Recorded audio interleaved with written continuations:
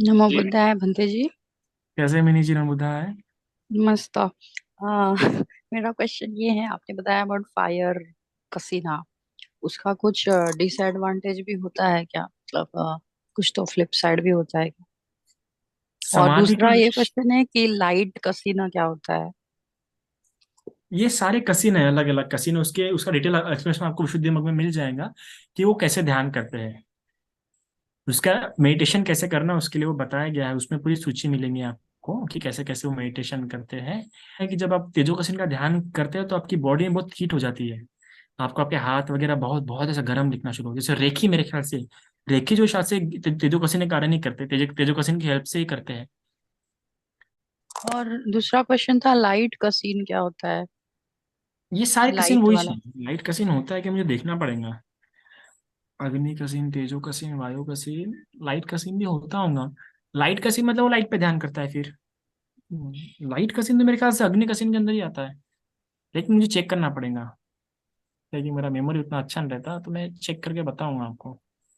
Okay, कोई पर बात ये नहीं। सारे जो थैंक कसिन है ना, कसिन उसको नाम दिया गया है क्योंकि वो एक साथ कुछ उसका कुछ पहले बनाते हैं। है ना, जैसे कि अगर पृथ्वी कसिन पे करेगा तो एक पहले उसको पृथ्वी समान बनाता है वो कुछ, तो इसलिए उसे कसिन कहा जाता है। तो इसी प्रकार लाइट को भी पर्टिकुलर, लाइट का तो मुझे पता नहीं, याद नहीं आ रहा मुझे, पर स्टिल इट इज 10 कसिन है, 10 कसिन पे टोटल।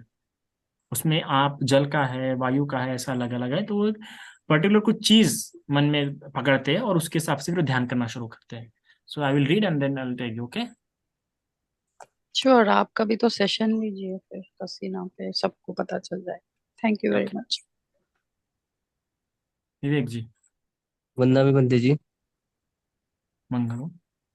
बनते जी, सम्यक संबुद्ध कितने हुए हैं मतलब अभी तक? साहित्य में तो 28 बुद्धों की सूची मिलती है, पर बहुत हुए होंगे, कोई गिनती नहीं उसकी। जी जी इतने समय से संसार चलते आ रहा है कि उसकी भी गिनती नहीं है, तो हर समय कोई ना कोई बुद्ध होते रहता है ना।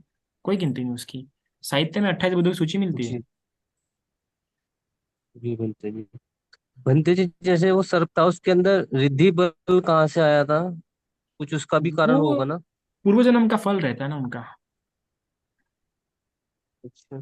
तो जैसे वो उनका। वो बनते जी थे, साकत बनते जी थे, उन्होंने मतलब उसके ऊपर, मतलब वो जब उनके ऊपर मतलब वो धुआं, वो फोग छोड़ रहा था, तो वो भी छोड़ रहे थे उनके ऊपर, हाँ, तो तो वो ऐसे उनके वो घंटे पूर्व मतलब जन्म का कर्म था, वो नाग नाग देवता के रूप में उत्पन्न हुआ होगा ना।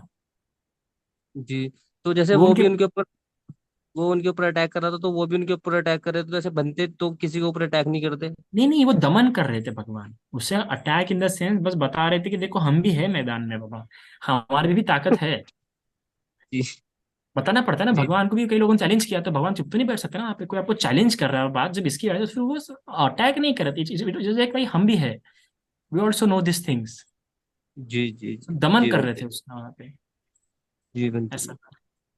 अच्छा बनते जी, जैसे ना मार सेना जो उसका आधिपत्य है, जहाँ तक मृत्यु लोक है वहां तक उसका आधिपत्य है, तो मतलब जैसे हमार जो मार है वो हमारे ऊपर भी तो, मतलब कार मतलब हमारे ऊपर भी तो हावी रहती होगी, हमें भी तो कार्य मतलब उसके हिसाब से करने पड़ रहे होंगे कुछ काम।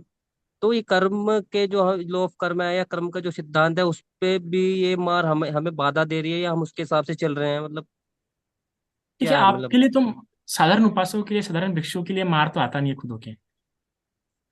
स्पेशली जो अच्छा। अरहंत वगैरह रहते हैं उन्हीं के लिए आता है, जो अरहंत के लिए आता है। हमारे लिए छोटे जो मार की सेना है वही काफी है। और वो मार की सेना मोस्टली हमारे अंदर ही है।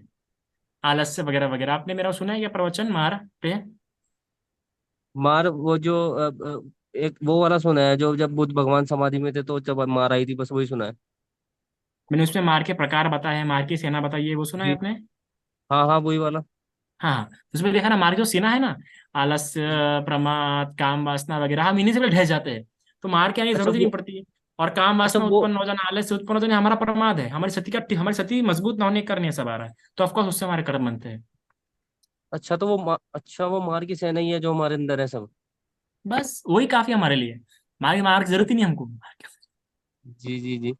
तो बनते जी, आपने ना एक लास्ट जो आपका एक धम्मदेशन हुई थी, उसमें आपने बताया था कि एक ना एक वो कोई व्यक्ति था जिसने मतलब शराब का सेवन करा था और पानी पिया और उसकी मृत्यु होगी, तो वो श्रोतापन में चला गया, तो कैसे चला गया था वो तो उसने तो सील का भी पालन नहीं किया। नहीं नहीं नहीं नहीं, देखो, शराब इस लाइक का कैसा है, शराब जो शील है ना, वो एक आउटर शील है। मुख्य जो प्रमुख है ना वो चार शील है, वो शराब जो है वो आउटर शील है। शराब होने के बाद ये सारों शील टूटने का संभावना रहती है, इसलिए शराब को उसमें डाल दिया गया है शीलों में। और देखो ऐसा नहीं है कि शराब भले उसने इस समय में शील फॉलो नहीं किया होगा, पूर्वजन्म में शील फॉलो किया होगा ना। ये जी तो उस प्रत्यय बने होंगे, कारण बने होंगे धर्म में लाने का, है ना।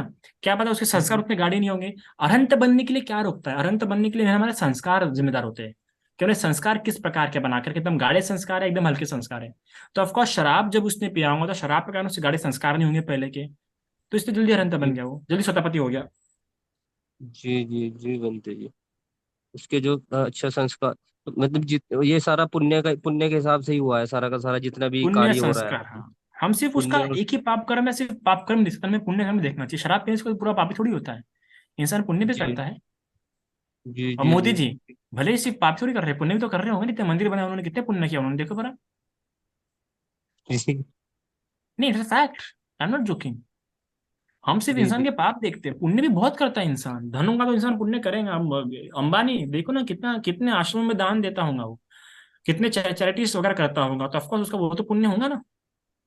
जी। तो खाली अब देखो, बंदे जी पाप अभी। करता वो अलग बात है और पुण्य करता वो भी हम्म, अलग बात है। पुण्य अपना फल देगा, पाप अपना फल देगा, दोनों का क्षेत्र अलग अलग है। जी जी जी। तो जैसे ये आपने अभी, चलो बिजनेसमैन का आपने नाम भी लिया, तो जैसे बिजनेसमैन वगैरह ये जितने मैं चलो ये टाटा अंबानी जो भी है तो ये दान कर रहे हैं, पर ये बुद्ध शासन में होके तो दान नहीं कर रहे हैं, तो इनका इनका विपाक इनको कितना क्या बेनिफिट ज्यादा देगा, मतलब कम देगा, जैसे नहीं बोलते हैं कि नहीं, बुद्ध शासन में। पुण्य तो पुण्य है। अच्छा।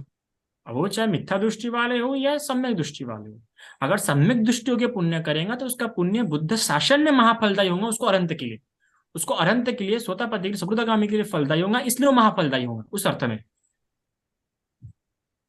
मतलब अच्छा। उसका पुण्य निर्वाण की ओर के लिए, इस मार्ग की ओर झुका रहेगा, इसलिए उसके लिए फलदायी रहेगा, समय दृष्टियों के रहेगा तो।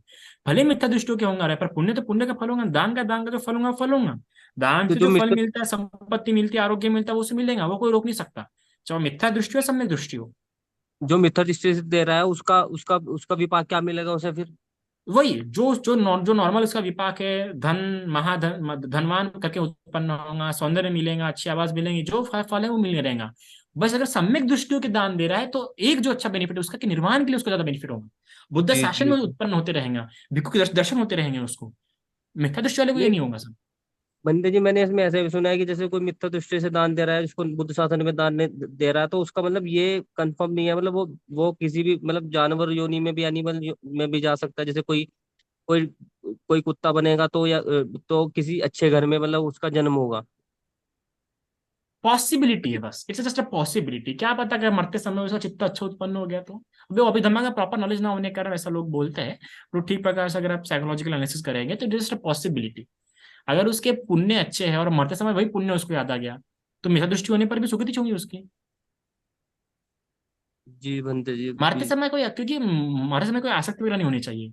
और मोस्ट ऑफ क्या होता है कि जो मिथ्या दृष्टि वाले होते हैं उनका कैसे, वो लोग नित्य नित्य स्वरूप में देखते हैं सब कुछ, जैसे ईश्वर की भक्ति वगैरह। भक्ति भाव अपने आप में एक नित्यता का बोध कराता है इंसान को, तो इसलिए उसके जी दुर्गति होने चांस ज्यादा रहता है अगर मर्द से में उत्पन्न हो, और होते ही है मोस्टली इसमें।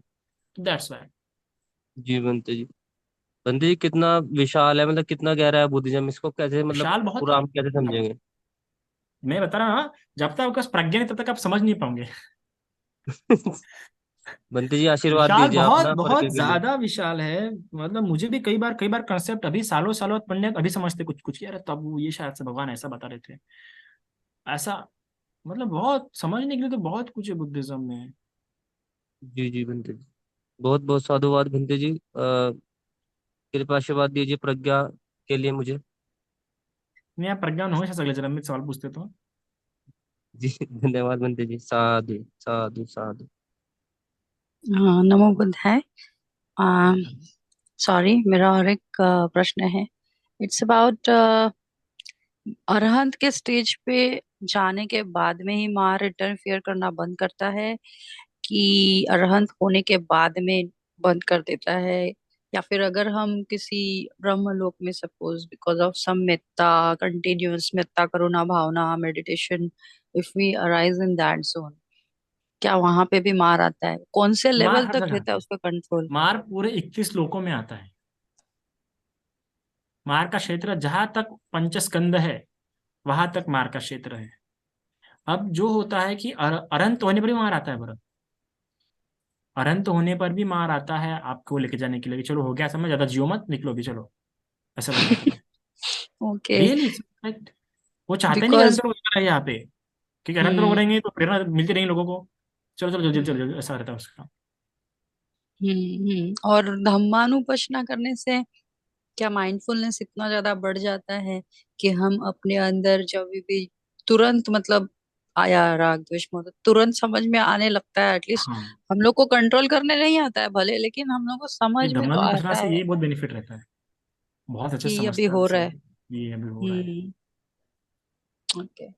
तो अगर हमने हमेशा ये भाव बना के रखने की कोशिश की कि मेरे को चाहे कुछ भी कितना भी बोले कुछ भी करे, I have to always be karunamay towards them because we all are sailing in the same boat and we don't know still what is the चार ब्रह्म perfect विहार means of. बताया है भगवान ने, एक एक समय के हिसाब से वो ब्रह्मवार की किया तो अच्छा है। जब मैत्री की आवश्यकता तब मैत्री कीजिए, जब करुणा की आवश्यकता तब करुणा कीजिए, जब उपेक्षा की आवश्यकता तब उपेक्षा कीजिए, जब मुहिता की आवश्यकता तब मुहिता कीजिए, पर्टिकुलर उसके हिसाब से ही कीजिए। ऐसा नहीं कि हमेशा हम्म करुणा नहीं रख सकते, आप हमेशा मैत्री नहीं कर सकते। हर एक व्यक्ति इंसान, कोई इंसान आपका पूरा नुकसान कर जा रहा है, आप तब करुणा की आवश्यकता नहीं है, उपेक्षा और के अलग हो जाओ, हम्म। है ना। तो अभी कुछ कुछ लोग हैं तो रहना बहुत हानिकारक होता है, मैंने वो बहुत एक्सपीरियंस लिया है, उनसे दूर हो जाए तो अच्छा है। Okay. Okay. Makes sense. Thank you. Sadhu, sadhu, sadhu.